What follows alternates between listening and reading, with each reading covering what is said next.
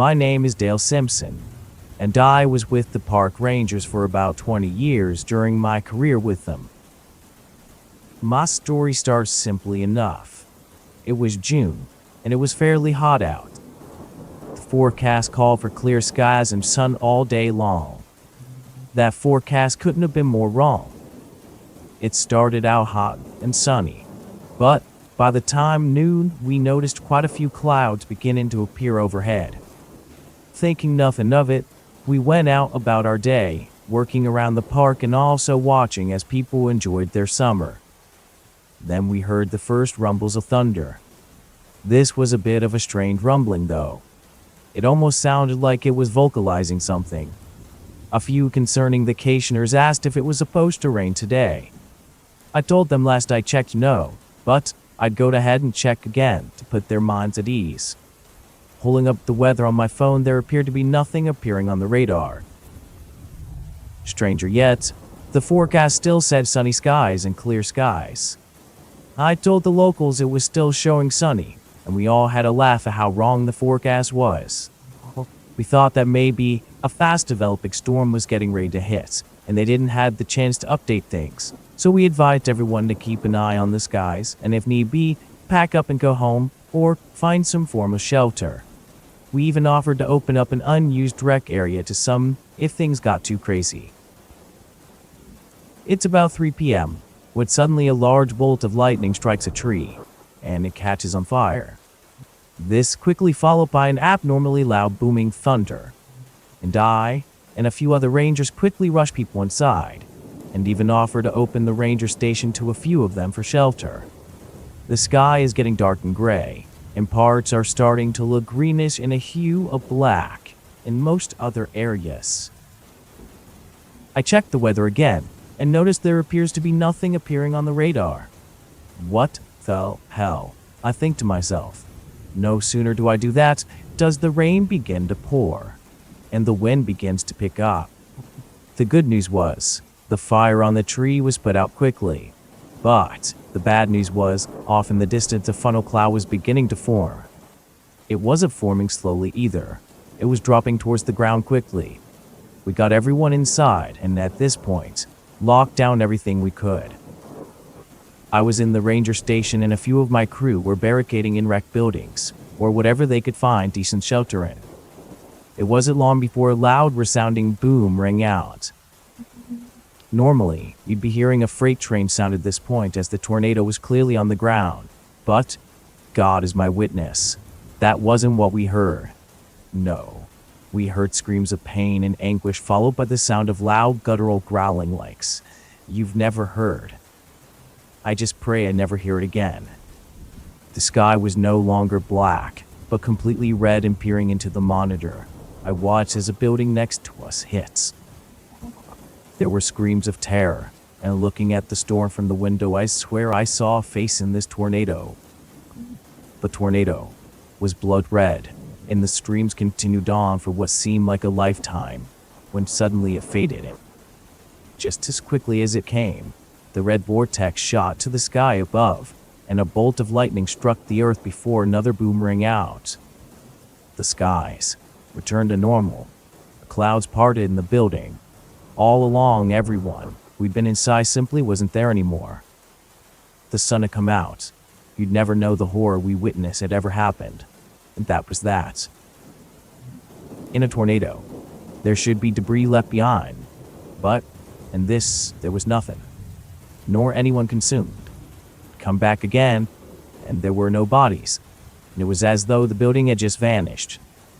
Nothing ever appeared on radar, and further investigation into the matter left it unexplained. I saw a face, and I saw arms reaching in the vortex. Instead of thunder, I heard human screams.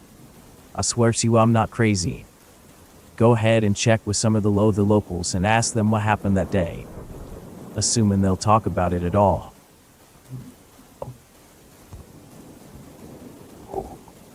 As a follow-up to this case, it should be noted I did contact residents who were there that day, and the ones willing to speak with me on that matter did indeed claim to have witnessed similar events.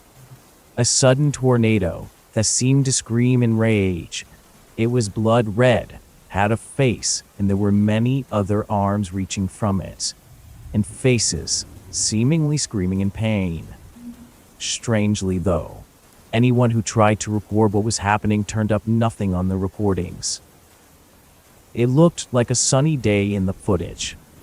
So, what happened? I'm inclined to believe that this strange phenomenon has something to it, as there have since been ice storms where there has no recorded activity, and rain on sunny days, sun on rainy days, and odd disappearances after these events. Others have come out claiming to hear voices in the wind, and all those who have experienced any of the strange phenomena that come with these odd storms swear the weather itself is sentient.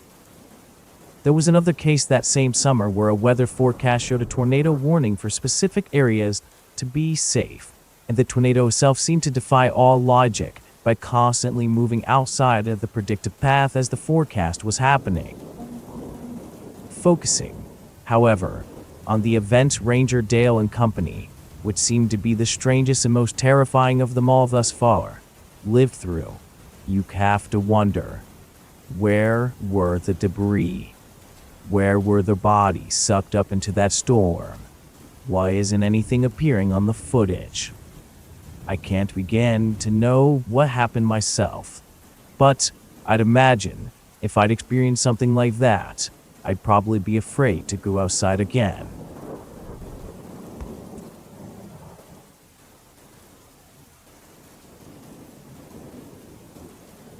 My name is Darren J. Wendell, and I believe I am ready to speak about the things I experienced on the night of December 5th, 2002 in Ackley Lake State Park. I used to work for the park rangers, and to this day, I've never experienced what I witnessed that night. I wasn't on duty when it happened, but having been rather used to hanging around this park and sometimes camping, I took my family out for what was supposed to be a night of relaxation under the stars. Sadly, this isn't how this happened.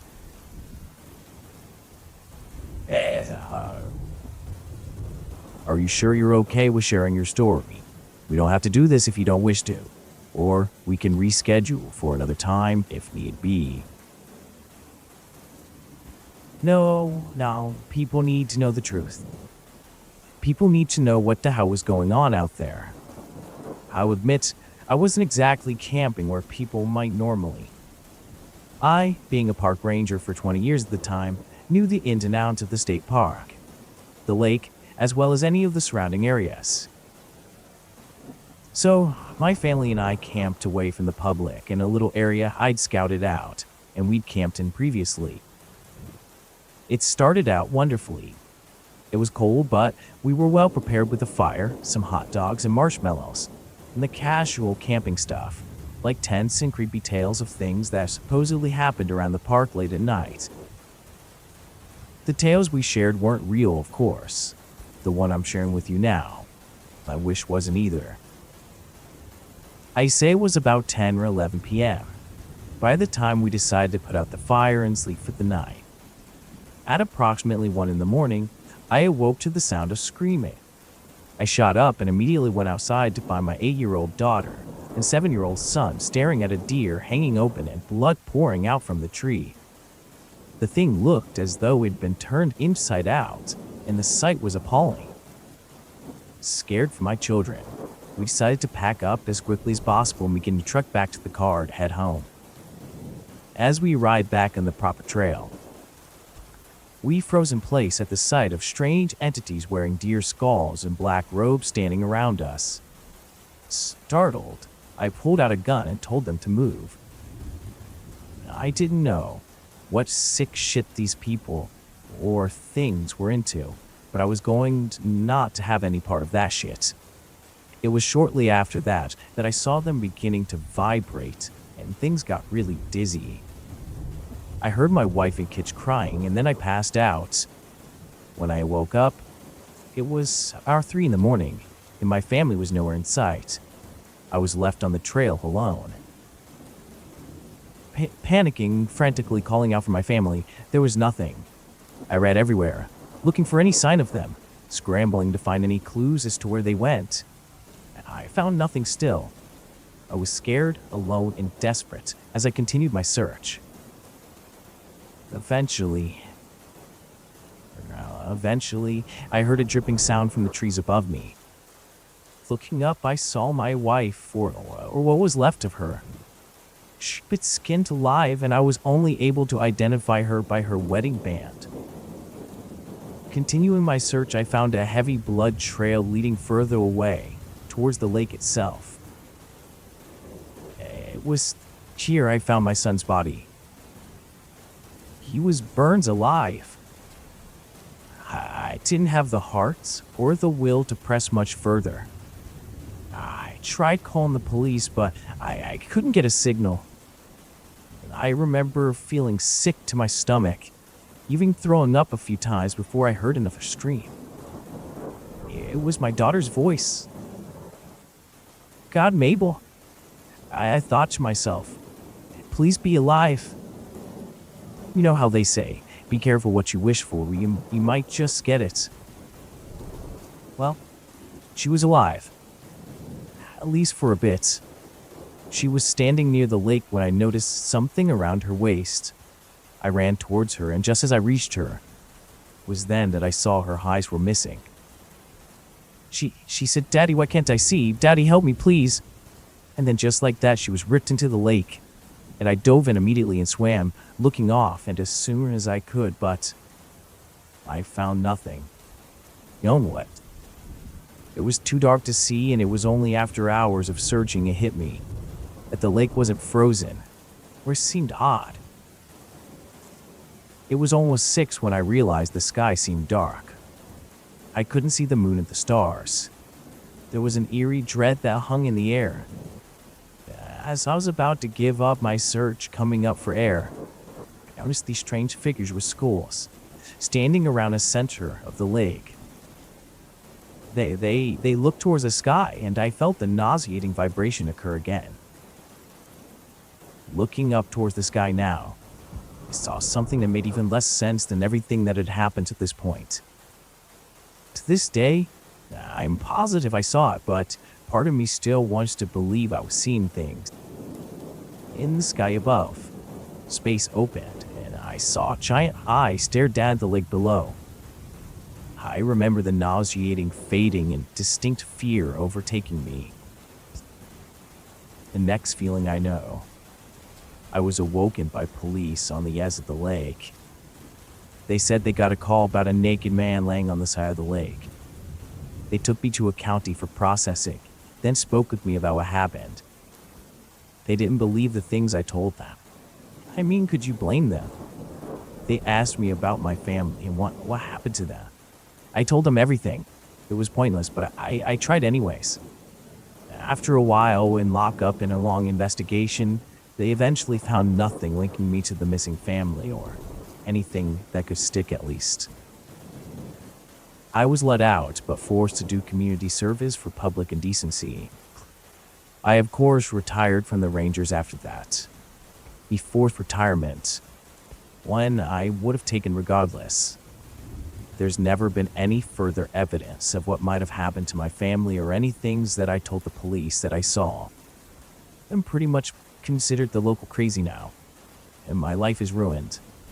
I know what I saw out there, and I know it happened. I have no clue why my family was murdered or why I was spared, but there are things out there that I can't explain or imagine. I'm sorry, I can't speak on this any further. My name is Blake Johnson, and I've been working with the park ranger since 2012. In July of 2017, I had a close encounter with what I believe to be Bigfoot. My story goes like this. I work at Bates State Park here in Oregon. Most of my shifts are the run-of-the-mill repair work and keeping the park well-maintained, orderly, that sort of thing. On the 11th of July, however, I was called up by Mike, another ranger I work with, and he starts chuckling and telling me I'll never believe what he found. I tell him to try me, and it goes on to say he found a footprint about 14 inches long by 5.5 inches wide. He says come and see for yourself if I didn't believe one. I head up there where Mike is half laughing at what he says until I come up to this footprint myself. The size is about right, but I start looking around and chuckling, asking him how he created the footprint. Mike was known to be a prankster, so I thought surely he'd gotten with Josh, another ranger, and made the footprints. Looking around, however, Josh wasn't there, and Mike had a very serious look on his face now. I told him he had to be kidding me and wasn't going to fall for one of his pranks, but he swore up and down that this was real. I laughed and told him sure, before deciding I was probably going to go back to work.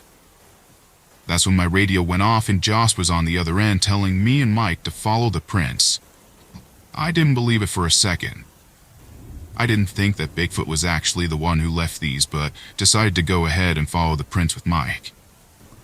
It didn't take very long to reach the end of the trail, and when we got to the end, Josh looked on in shock, aiming the antenna of his walkie-talkie out towards the distance.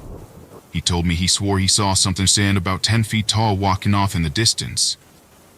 I turned towards Josh and Mike and told them to stop bullshitting me, and started to turn when I heard what sounded like a loud groaning, or more like a howling in the distance.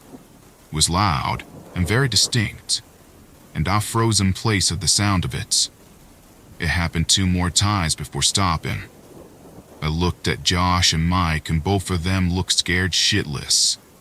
It was becoming apparent that these two were pulling one hell of a prank or something was really out here. I turned around very slowly and began down the path and in the direction of the house when Josh asked me what the hell I was doing. I told him I'd had my walkie on, but turned down and was going to check out the source of the sounds coming from the woods. Mike said I was crazy, but I told them the only way we were going to know is if someone's going to check it out, obviously. Reluctantly, the two of them agreed to stay put and kept close their walkie-talkies while I went deeper into the woods. As I got further from my coworkers, I began to feel this sense that I was being watched. Every step I took, I heard nothing, but I felt like there were eyes on me the entire time. There was a slight fear running through me as I continued to make my way forward until through the trees, I'm pretty sure I saw what Josh had spoken about. It was covered in hair, stood about 10 feet. It seemed almost frozen in place. I began to take steps closer so I could get a better view at the figure I was watching, when I heard another loud howling from much closer and behind me. I freaked out and turned around to see a similar looking figure about 9 feet tall and appearing angry, standing before me. I cowered of fear, a hand raised to the creature in a shell submission, when it let out another loud howl, this time towards the other creature, who then returned the same howl. Thinking I was going to die, I closed my eyes and prayed with all my might. And just like that, I heard a large footstep behind me that shook the ground, followed by another step further away. This lasted only a few seconds before everything fell silent again. I'm not ashamed to say I pissed myself just a bit during this. When I finally felt safe again to move, I opened my eyes to find nothing around me. I looked in the direction of the other creature only to realize they were both gone. The footprints, however, were still there, and so I radioed Josh and Mike and had them come down, take pictures of the footprints, and soon after got a change of clothes and went out for drinks with both of those guys. To this day I'm at a loss as to where the Bigfoot creatures went, but some part of me feels they just wanted to be left alone. One of them could have easily killed me, but instead they let me out with a warning and kept moving. Needless to say, I never went back to the tracks after that. I've come to accept that these creatures are indeed out there. I've gone from being the greatest Bigfoot cynic and critic to becoming a full believer of their existence.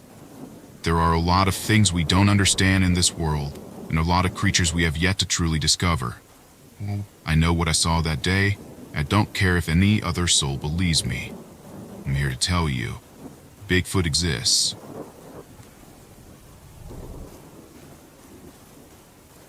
My name is Jack D. Clarkson, and I work for the State Park Rangers here in New Jersey.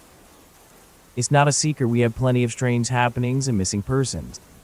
That sort of thing around here happens a lot. We have local legends, and one of the most popular is, of course, the Jersey Devil. I'm going to tell you right now, I'm not here to tell you about the Jersey Devil. No, I'm here to tell you about something completely unexplainable and stranger than that. I'm calling it the Echoes. You might be telling yourself, what's so strange about an echo? Allow me to further elaborate for y'all. It was August of 2014, and I was at the station near High Point State Park. It was late, and we were closed, but I decided to work on some things off the clock, late into the night. There I am, catching up on some writing reports about vandalism and repairs that needed to be made to park benches, etc., when my radio comes to life. There's a laughter coming from it. I picked up the radio and chuckled to myself, asking who's on the other end and trying to prank me. Again, only a low laughter in response. I couldn't quite make out if it was a male or a female, but there was definitely a laughter on the other end. Come on, where is on the other end? Quit joking around. I wait. Then a response is more laughter, but this time it is less playful and sounds like it is multiple people. Seriously, who is over there? Stop playing around. I'm all for joking, but y'all know this station isn't for playing around. Silence. I go back to my paperwork when suddenly I am jolted by the sound of a loud bang on the front door of the station. Shit, I said out loud as I headed for the door. I'd spilled my coffee into my paperwork and would need to restart my latest report as a result. Pissed off, I rip open the door only to find nothing. There was no one there. No one near the door or anything. I did a quick search around the station and found nothing. As soon as I went back inside and locked the door and cleaned up the mess I had made, starting a new report, I wrote away when I heard the laughter coming from the radio again. The radio was more distorted and almost sounded half like laughing and half like crying after a few more minutes. The radio fell silent and two more large bangs came from the outside of the door. I jumped in, fed up, decided to grab a weapon, a flashlight, and headed out of the station. Opening the door was nothing. Locking the door behind me, I continued looking around until I heard a scream. I turned and rushed into the forest. As I can hear, more screaming. I couldn't quite tell where it was coming from until I heard the sound of voices crying from further inside the forest. Without hesitation, I followed the echoes until eventually I found the cave. Inside was a woman. She was bleeding next to a fire and I rushed to help her. She was crying, struggling to breathe, and I immediately called the authorities and waited with the woman. Eventually, the EMT and the cops showed up and brought the young lady to the hospital. It took a month or so, but outside of some scars, she made a full recovery. Upon giving her side of what happened, the woman spoke about a man who'd stalked her while she jogged. He'd eventually caught up with her and knocked her out. Shortly after she awoke, she said he cut on her and tortured her. She said she could still remember the whole thing, and she could remember his laughter. The woman was also shocked that she had been found. She said she screamed and cried, but the louder she cried, the louder the man laughed. I did eventually compare my story with hers, and she seemed at a loss, as was I. I only came because I heard laughter and crying all over my radio, which soon continued into the woods. The strangest part about all of this, she wasn't near radio, and there was no way the voices I heard on the radio were hers or her killer's. A couple more months went by and I found a man, clawed open and dead in the park. He was identifiable, but his stomach had been ripped open and a huge claw mark was on his face.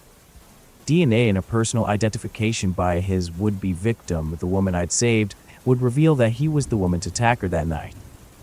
I'm not sure what led me to the woman, but I'm grateful I found her, and I'm grateful to the things I call the echoes for leading me to this young lady before it was too late. I'll probably never have definitive answers about what was speaking through the radio or the forest to get my attention and lead me to the young woman I saved, but I'm grateful regardless.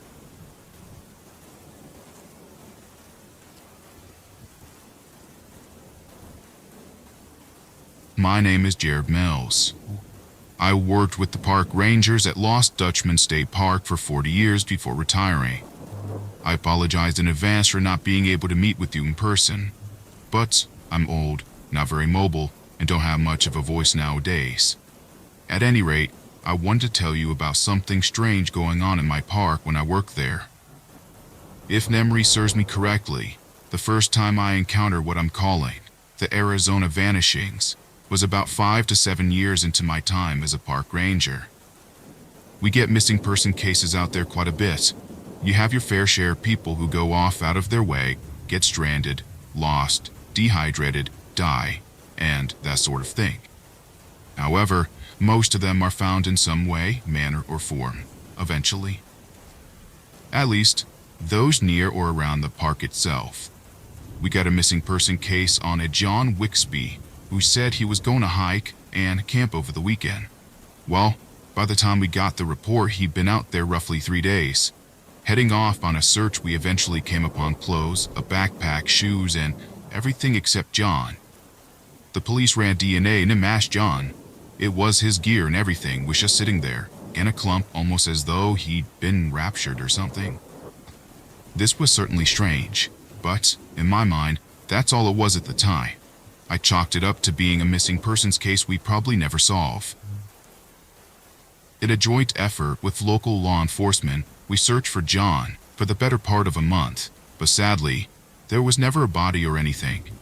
We dug, we tried high, low, everywhere, but nothing.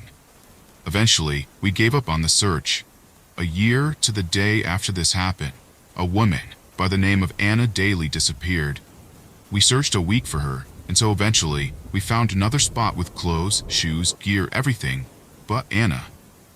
There were no external clues, no hints as to what may have happened to her. Much like John Wixby, it was as though she'd just up and vanished in the thin air. What was going on? Who knew? But the local paper started speculating. Between the paper and locals, there were theories of everything from these two being spirited away, aliens taking them, to them simply going crazy for heat exhaustion and wandering off into the deserts. 6 months after Anna's disappearance, there was another. A man named William Hendale went hiking with his family and camping over the weekend. Some relatives reported them missing a day after they were supposed to return home, and after a couple of days of searching, we found all of their clothes and personal effects, but once again, no bodies to speak of. Keep in mind, this was a family of 7 people. You don't just make 7 people vanish, or it shouldn't be very easy, to say the least. At this point, tourism was growing because of the mystery. We were at a loss, of course. We'd given out the word to stay in groups and hikes and such, but a family of 7 just vanished, so were groups really going to help at this point? After the Hendales' disappearance, we had a few more. One was 5 months from the Hendales, the other month after that, another year after that, and another 3 years after that. There was no rhyme or reason to the disappearances. There was no pattern, nor were there a set amount of disappearances or set time apart. It was simply baffling. In every single case, only clothes and whatever personal effects the missing had on them were there. No bodies were ever found, and no one seemed to have answers for it at all. The most recent disappearance was that of a fellow park ranger back in 2014. I was there for this one. We were searching for the park for someone who'd gone missing a week prior, a Kyle Linehan, when Mark Winslow, a 10-year veteran of our park services, went up a hill, while I turned and searched further down. It'd been about 10 minutes when I decided I wasn't going to find anything where I was looking. I got on my walkie and radioed Mark to see what he had found and told him I was heading his way. We weren't that far apart to begin with. I got nothing on the radio, so I tried again. Still nothing. Heading up the hill, I reached the top when I saw all of Mark's clothes, his walkie, everything laying at the bottom. I freaked out because it was in broad daylight, and I was just talking to Mark a few minutes earlier. Now, a few minutes later, he simply vanished. It's one thing to hear the stories and search for the missing, but it's another entirely different thing to witness it firsthand on a search. But the owl could have taken him. There wasn't anything strange in the sky. It was clear as could be and the sun was shining bright. I eventually retired from the park ranger business. I'm grateful for the time I spent there, and I truly loved it. Wish I had answers as to what happened to Mark and the other what went missing.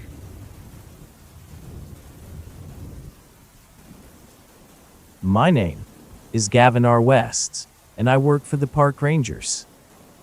It was 1990, and I was working at Lost Maple State Natural Area, in the areas surrounding it. You are told some things when you first come on as a park ranger at any park. People have stories about ghosts, local legends, stuff like that. I didn't really believe any of that until July of 1990. I'd come on as a park ranger, replacing a man who I learned was missing. This was a topic of debate among many of the rangers, as many of them were considering the guy odd, but still a good friend. The man in question was named Jonathan Williams, and his disappearance is still unsolved to this day. It was probably my third month on the job, and I'd gotten pretty used to it. I'd helped out people when they went missing, but I'd also patrol the parks, help preserve the natural wildlife and habitat. The area I worked in was more about preserving the park and its beauty and less about missing persons.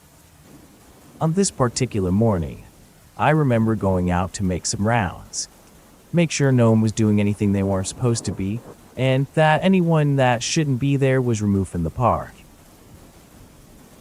That sort of thing was rare back then, but you'd occasionally get a homeless guy or gal that tried to make the park their home. It was while making the rounds that I saw something off.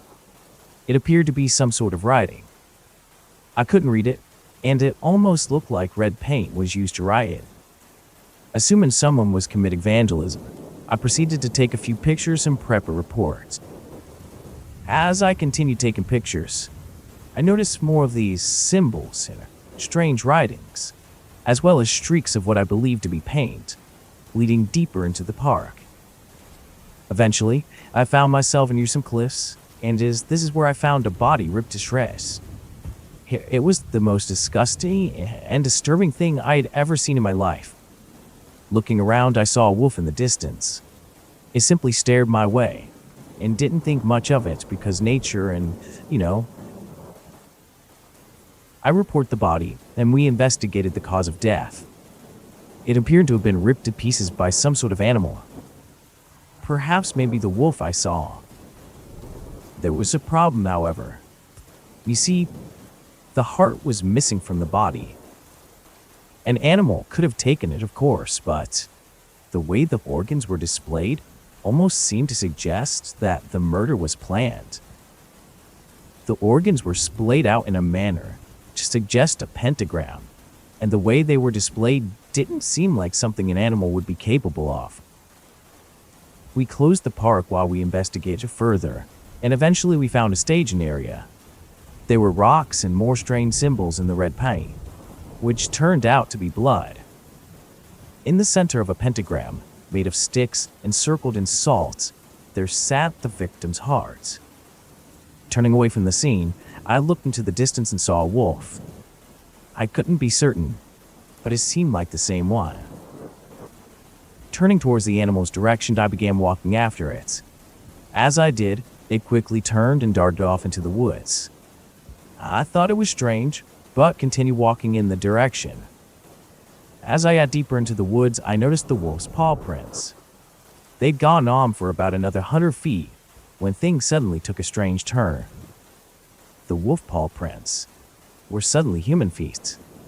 I took photos and continued following the tracks until out of the blue, the tracks vanished altogether.